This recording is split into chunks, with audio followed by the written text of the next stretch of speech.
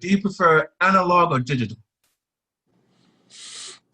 Yeah, that's something that it depends on the type of music, is what I tell people. So if I'm doing something that's more classic sounding, say a song that you would have orchestration to, layered keyboards, a piano, um, a lot of layered sounds, certain type of vocal, classical pop vocal thing, I would prefer the analog on that kind of song. So if I'm doing a dance tune that's basically hip hop based, digital is fine. And so it depends on what kind of music I'm doing and how dense the music is. Dense is how many tracks am I dealing with. If I'm dealing with a whole lot of tracks, I'd rather get that air and space with the big SSL, the need. I'd rather spread it out and hear it in that environment. If I'm doing a dance track is basically drum based, drum machine based, it's not as critical for me to go there. And I'm fine either way.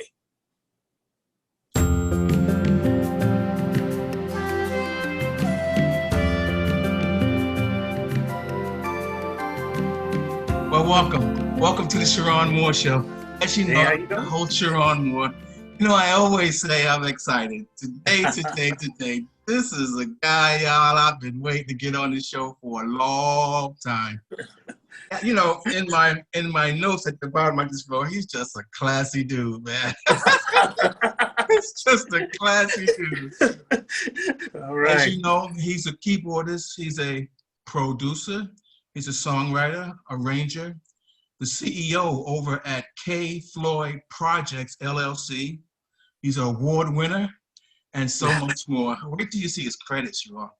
We help me welcome my guest today, Kevin Flournoy. Hey, Kevin. How you doing? I'm well, Good to be here. How you, man? Finally got here. We made it work. Well, welcome to the Cheron Moore Show. Oh, thanks. Love being here. Love it. Sorry, we got a little bit of a lag here. You could bear with me. I think it's going to clear up here. All right, no problem. Let me ask you this. How you doing with all this COVID and this quarantine stuff? It's kind of interesting is, that question comes up a lot, and for me, it actually opened up some doors. And that door, on the other side of that door was the word time. And so time is something, with a schedule like, you've been reading what I've been doing. Almost every weekend you run into the airport, flying somewhere in the world, performing with different people. Without that happening, I was able to focus more, especially this year, on the production, the writing, which is my first love. The keyboard playing kind of came haphazardly at the beginning of my career, but production, arranging, writing, that's the main thing. And so I've been sitting here all year doing that. It's been beautiful. For those of you who already know, he's worked with such great artists as the Pointer Sisters, Tina Marie, Denise Williams, Dionne Warwick, Jennifer Hudson, Gladys Knight, and the list goes on. Chaka Khan, Babyface, Reggae, Sunsplash, and it just goes on and on and on. But I did notice in your credits a lot of female singers. Yes. So I'm thinking how that might have evolved. As a keyboard player, the first time I started playing pop music, because I was playing jazz at first classical, then jazz. When I started getting picked up, it was by female artists. And maybe they saw, other female artists saw that, and then they call you, and then all of a sudden you're working with the female artists. I just remember the emotions was early. So I remember being at the rehearsal. And of course, I'm coming out of high school and I'm listening to them on the radio. They got the top hits on the radio. And then I'm there in the room with them. And I remember all three of them surrounded the piano because we get to play first, work out the music. And I'm hearing those harmonies. It was the most incredible thing I ever heard in my life at the beginning of my career. And that's when I started playing keyboards. I wrote with Wanda Vaughn, who was the lead singer. And I started touring a little bit with that, that scenario, singing, and I liked it. And they said, let's travel around the world, around the US. Are you down? I said, yeah, I'll go, so that's how that started. Tell me, what was it like working with the Pointer Sisters? Yeah, Pointer Sisters came a few years after that. It was the same scenario. I found myself on stage with artists like the Pointer Sisters, who I've been listening to most, when I'm coming up learning how to play the keyboards. And these are artists like the Pointer Sisters travel the world, and so I got a chance to see the world from working with them. But those songs, they've received a Grammy. There's a lot of history also with them, and hanging out with them on the road, you get to hear the history of where they came from before I even got into the business. I'm so excited, and I just can't hide it. Oh no, no, and I know, I want you, hey, yes I do. Oh, yes I do. Ooh, play it, Kevin. Ooh, play it for me. Ha ha, yeah. Oh boy, I want to love you, feel you, honey, wrap myself around you, wanna squeeze you, please you. Kevin, let me take you all the way back. Uh-oh. Let's go all the way back. I read somewhere where you started playing keyboards at 7 years old. Yeah, How did that come about? at the time, my dad was in the Marine Corps. He played trombone. And so when I was 7, we were doing that thing where we're living on different military bases, Rye, Virginia, just living everywhere. And at a certain point, it took myself and my sister, my younger brother, into a music store and said, okay, pick something. Pick an instrument out, and you guys actually made us rehearse, take lessons and play like every day. And I actually, at that time, I picked the guitar. So the first 2 years of my musical career was on guitar. And I played folk music, American folk music. My sister selected the organ. My younger brother selected the snare drum. And that's where everything started. Since we had the organ in the house, I was playing the guitar, and I used to think this is hard. Playing the guitar was a difficult thing, and I gravitated toward playing my sister's organ. So I ended up taking organ lessons at 9, and I was actually an organist. Taking lessons for years on organ, Hammond organ. Tell me about moving towards high school. What was the same for you as a keyboard player towards high school? So I was on the organ. When I got to high school, I discovered that they had no Hammond organs at the high school or anywhere else. So people knew I played. So they asked me, would you play something? I'm like, I don't play the piano. I know how to play the organ. And so I started on my own learning. I always gravitated toward listening to pop music. So I started learning all the pop music off the radio, Lionel Richie, Elton John, all that. And would play that stuff on the piano. When I started that, I also started my classical training. Take me through the college years. How did you approach college with music, and what was going on?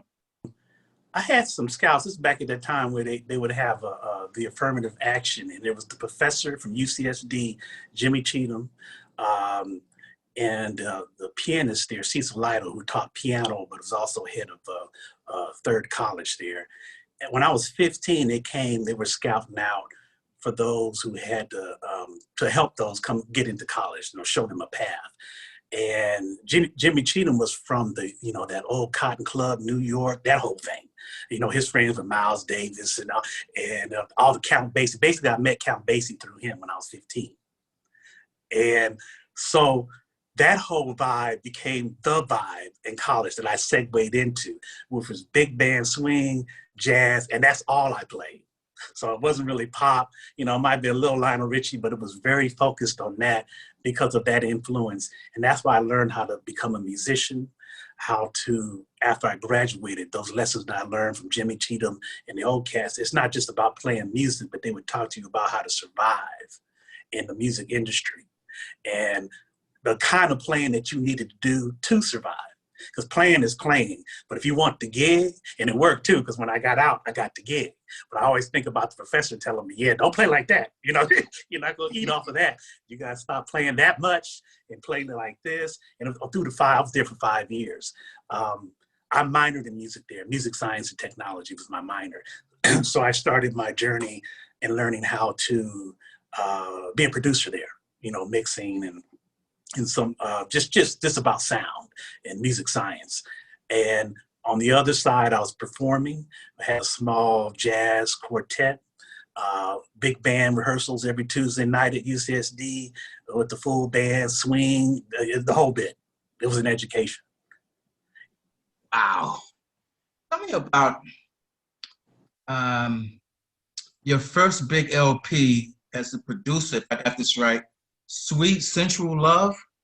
Yeah, so that's after I got to LA after college. Few years after that, I started working with the reggae group. That's the Reggae Sunsplash Tour, was the biggest reggae tour at the time. And I did that for 2 years with a group called Big Mountain. Big Mountain had asked me earlier to work with them and tour with them while they were they're on their rise, because they ended up being a #1 reggae group at the time that I was working with them. Ooh, baby, I love your way every day. Let me throw another name at you. This one is different. Donny Osmond. Yeah, and so what's interesting, sometimes people ask me, so what's the best tour, the best time you had? I said, Donny Osmond. that's the tour. So that's one of those high-end tours where you get that call and they say, what do you want? What do you want? And I'm thinking, what do you mean, what do I want? What do you want on stage? What do you want us to buy you? That kind of tour. And so I was playing a grand piano, about 6, 7 different of the top keyboards in my station that I had. The music he was doing was iconic. When I first started playing with him, he had just released a record of replayed or rearranged Broadway tunes. So, Luck Be a Lady, that kind of thing, and put the funk on it. And then eventually we ended up playing Stevie Wonder songs, Prince songs on stage. It was hard. I would go into different cities and tell people, yeah, I'm here with Donny Osmond. And they would just look at me. I said, no, it's funky. You gotta come check it out. This is the best stuff ever. And we was on stage just having a good time. It was like, I did that for like 6 or 7 years. I am willing to fight, 'cause I'm a soldier of love. Like a shot in the dark, when the going gets rough. It's a state of the heart. You're a soldier of love. Everybody, come on! Sha-la-la-la-la-la. When the going gets rough. Sha-la-la-la-la-la. I'm a soldier of love. Sha-la-la-la-la-la. When the going gets rough. Sha-la-la-la-la-la. I'm a soldier of love. Like a thief in the night. Yeah! Who can't get enough? I am willing to fight, 'cause I'm a soldier of love. Like a shot in the dark. You're such a nice guy. Did you ever have to yell at? Don't you have to yell at a singer sometime? And hey, you not hitting. How do you do that? Yeah. Yeah, these days that can be counterproductive because the ego's fragile. And so this is what I do. This is what I do. I hired a vocal coach. The vocal coach handles that psychological. It's very psychological. So when I go in for big sessions, basically the vocal coach will be there, and sometimes they will meet with the artist to handle that psychological stuff so they're not breaking down in the studio under the pressure. And from what I see, because I've watched a few work, they don't go to the yelling thing, but it's very stern about reality. Because sometimes you come in thinking this, that over here, and it's not that, it's over here. It's what we need to be focused on. And they let them know and bring them there, because if you have a destroyed vocalist in there crying and sobbing, you're not gonna get the track. That session's over. Let's talk a little bit of business about being a producer from the business side, show business. Evan, who do you think is more important or most important, the producer or the artist? I think once again, you're talking about what kind of music are you doing? So if I'm going to produce, Miles Davis called me and said, produce, well, he's the most important because he has all the style and experience, and I'm there just to make everything sound right. If it's an artist who has no experience in singing. Um, they just have some sort of voice, and the voice is okay, and but no experience. The producer is almost everything, because the artist will never sound right on anything unless the producer makes that happen.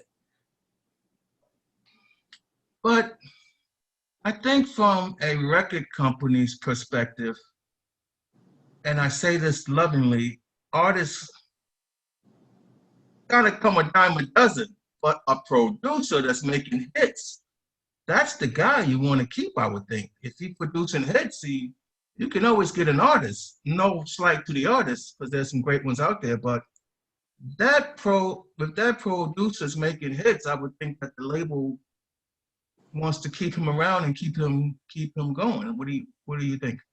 Yeah, I think that is exactly it.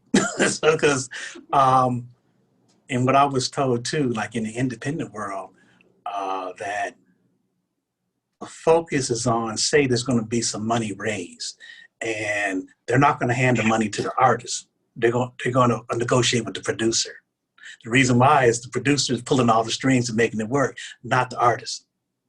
And so it's kind of the same thing at the major, like what you just said, at the major label level.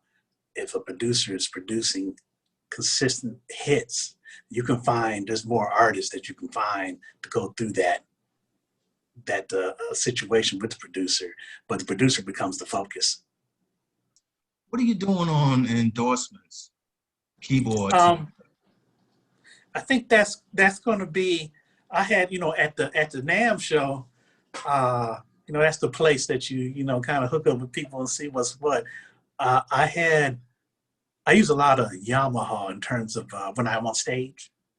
And so I'm interested, and that's a harder company to get, associated with. But that's kind of a future endeavor. I'm not locked in anybody right now. There's some things I'm getting ready to do over the horizon and TV and movies and stuff. So I will decide kind of which way to go with that. But I'm gonna wait till I kind of get in there a little bit before I kind of really go down that road. But I'm very interested in Yamaha at this point. So then, speaking of your work with TV and movies, you did some work for American Idol? Yeah, so I was on the very first season. Yeah, very first. So so that was Kelly Clarkson. Yeah, so what they was doing before, and we were working at Westlake, recording, pre-recorded the music, for when the artist was singing, and so I would go in the studio, and I remember seeing Randy there, and they would bring the contestants in, and they said, "Okay, play this," and we would play, and they would record it, and then you would see the show. And Kelly was just one of the contestants at the time. Where it flipped over to the first time live band wasn't through the season, but at the end of the season, they brought the remaining, those who were still hadn't won. I don't know if it was 5 or 10 of them. And they did a big show in Las Vegas. There, they decided to go live with the band, and I was in that group. And so that's when Kelly Clarkson had won. We did that big song that she does. Plus played for a couple of the other artists, but I was just involved in that whole TV thing at the beginning. That was huge. Yeah, it was huge. At the time, when you get the call, or, it's the first year, so, it's just a show. You want to do the show? Okay, why not? It sounds good. Sounds like something interesting. And, but yeah, it turned out to be a huge situation there. One of the other jobs you did, I thought was great, was the Lena Horne play. A lady, can't read my own writing here. A Lady Must Live, is that right? A Lady Must Live it was in development. And so the concept, the actress, Sally, she's director now, Sally Richardson Whitfield. This is her baby, right? So her whole thing was to envision, she had a writer overseas write the script. And we were doing like one of those 99 seaters, developing the play, and which possibly could segue into a movie situation. And so I was the music guy for it. And so, I came in college, I came up, with all that big swing and big band and jazz. So that was right up my alley. And so I was asked to be the guy on the music side. And we started down that road, and it's still kind of out there where something might happen with it, where you might see me popping up. I did some recordings with it at Westlake, so something might happen to feature there with that still. But yeah, that was a great experience. Tell me about winning the Bearer Award. But that Torchbearer? You're gonna have to say that name because Torchbearer. Yeah. I won't even try to mess it up. How do you say the name of that award, the Bearer Award? Torchbearer Award. Looks a lot harder than that on this paper. That was a situation where, I started working on a project that was philanthropic in nature, where all the music was about positive outlook in life, trying to be successful, helping other people. And I wrote about 12 songs with that. It got attached to the Special Olympics at first. So I was around like Rayford, different people from the Special Olympics.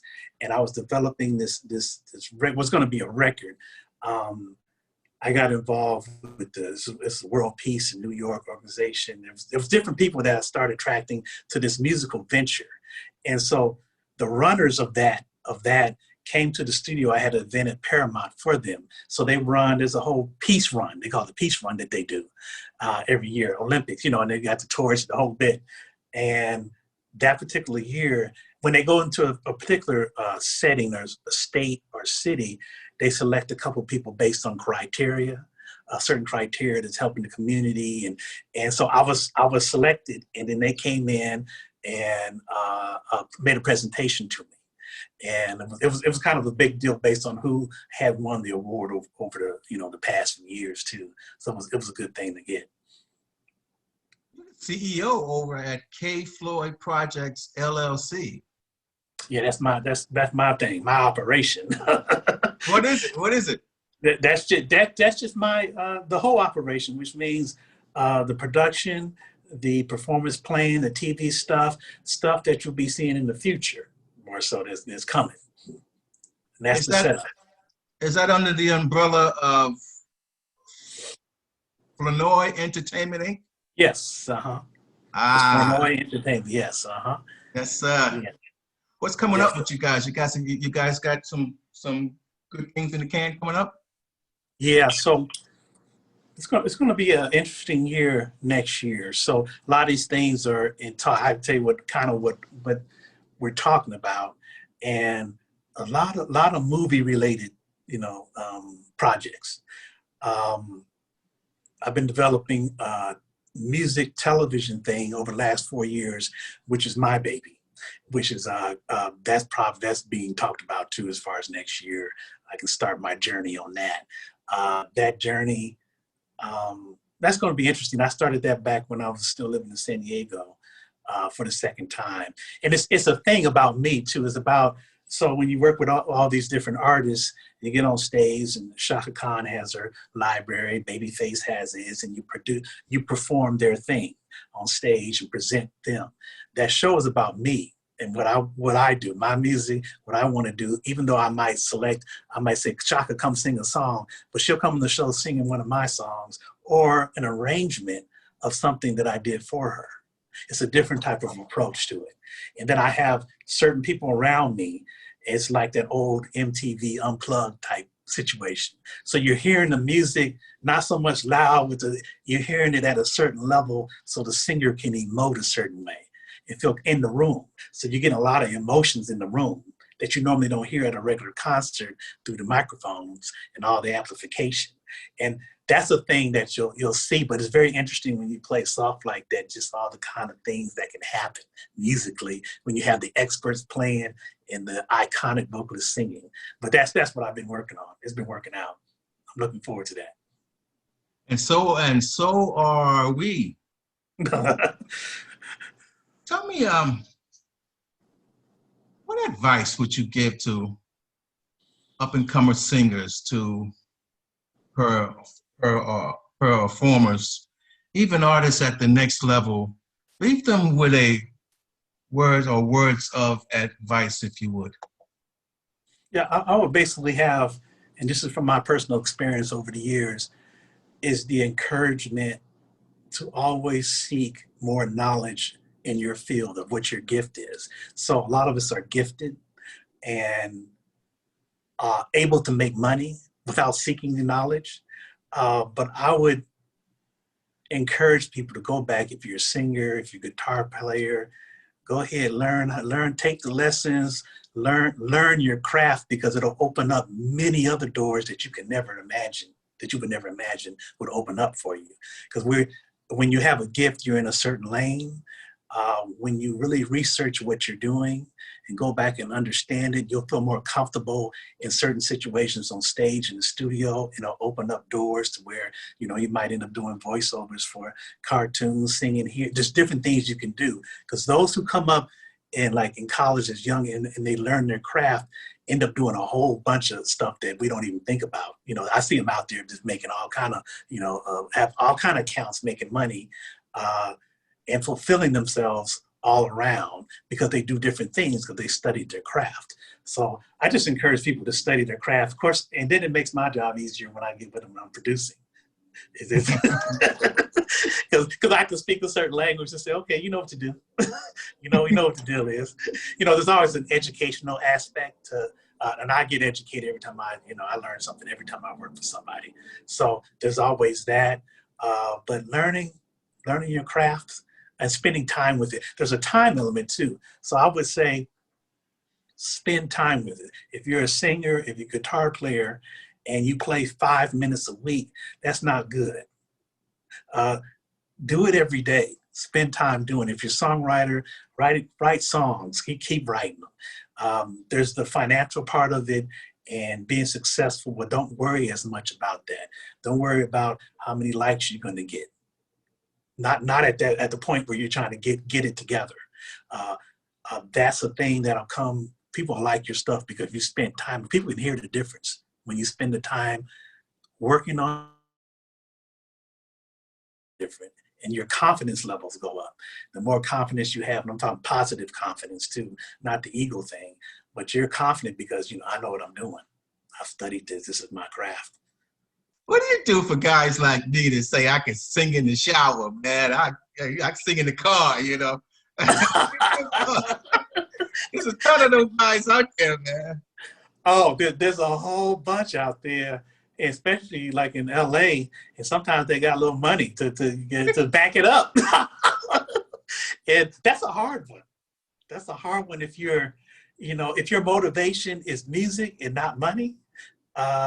Which is basically should be at a point in your career for you to make the money. Your motivation should be the music, and you're dealing with people who, I sound good in the shower.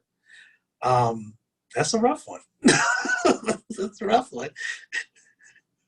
Kevin, how do you tell a singer you can't sing? You don't need to be doing this.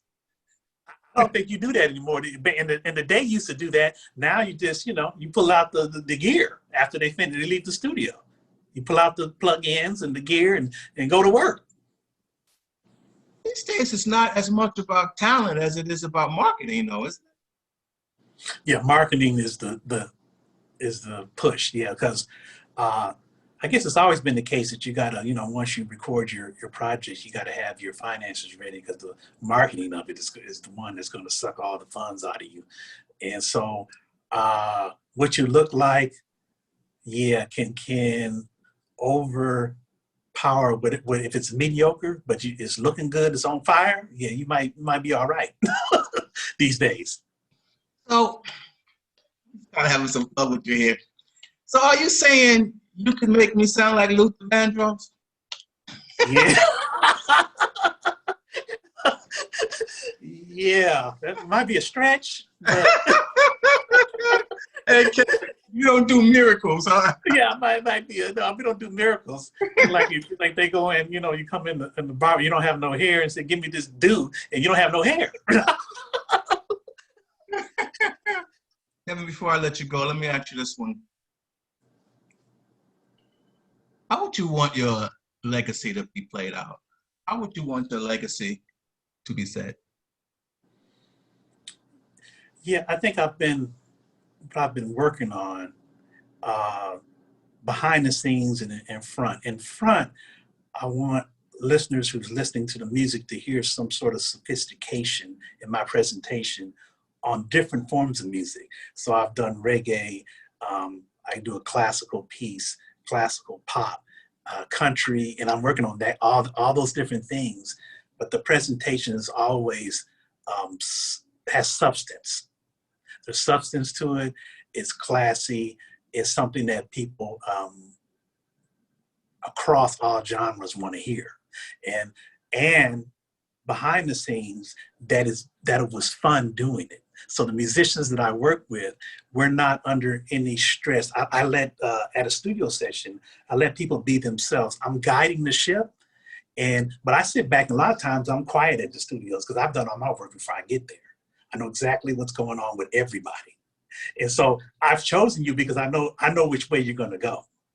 And then I put you with certain people and certain engineers because I know what I need. And I let it happen. So we're laughing, having a good time. When we count it off, everybody gets serious and do the thing. Then we go back to laughing. There's joy in the room. The legacy should be one that people remember the joy that the music brings. Say thank you so very much for being on the Cheron Moore Show. My pleasure. Love being here. Good seeing you. Good to see you as well. Would you help me wave goodbye to all the audience? All right. Right. It's been great. Take care of yourself. I'll talk to you soon. Okay, thanks. Bye now. Bye-bye.